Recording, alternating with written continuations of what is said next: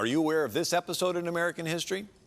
Muslims enslaved millions of Africans and Europeans over the centuries. In the Middle Ages, Catholic orders in Europe collected donations and ransomed captives.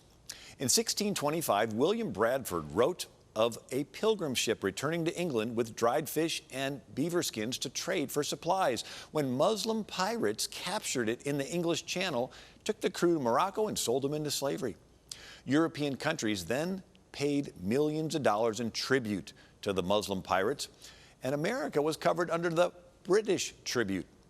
After the revolution, Muslim pirates demanded that the United States pay its own tribute.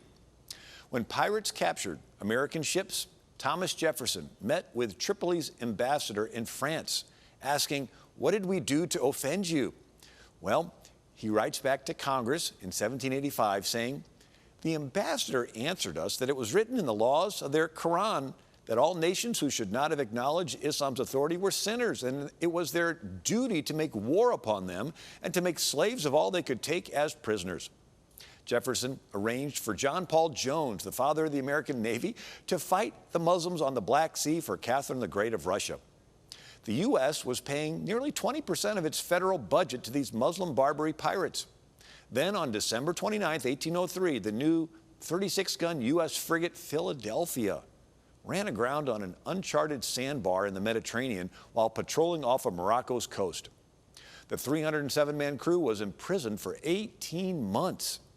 To prevent this ship from being used by Muslim pirates against us, Lieutenant Stephen Decatur sailed his ship, the Intrepid, into Tripoli's harbor on the night of February 16, 1804, and set the captured Philadelphia ablaze, then escaped amidst fierce enemy fire. It was considered the most bold and daring act of the age. The U.S. Marines later captured Tripoli, freed the prisoners, and forced the Muslims to sign a treaty. Stephen Decatur wrote, "Algerians were believed to be masters of duplicity, willing to make agreements and break them as they found convenient."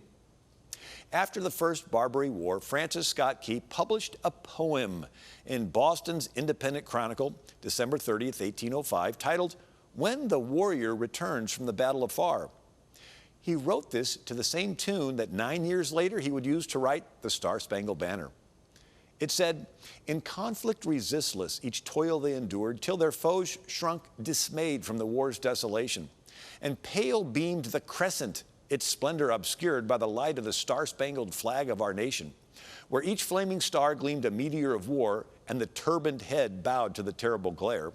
Then mixed with the olive, the laurel shall wave, and form a bright wreath for the brow of the brave."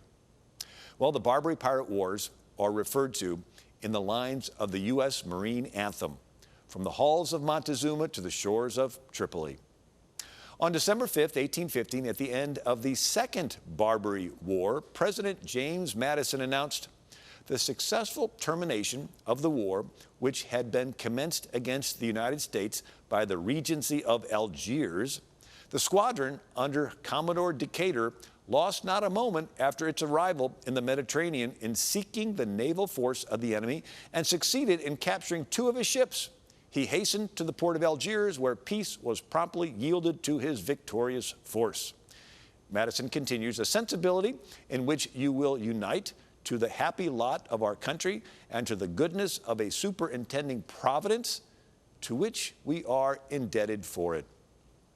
America has a unique history of faith and turning to the Lord in times of crises, and it's important for us to remember these miracles in American history.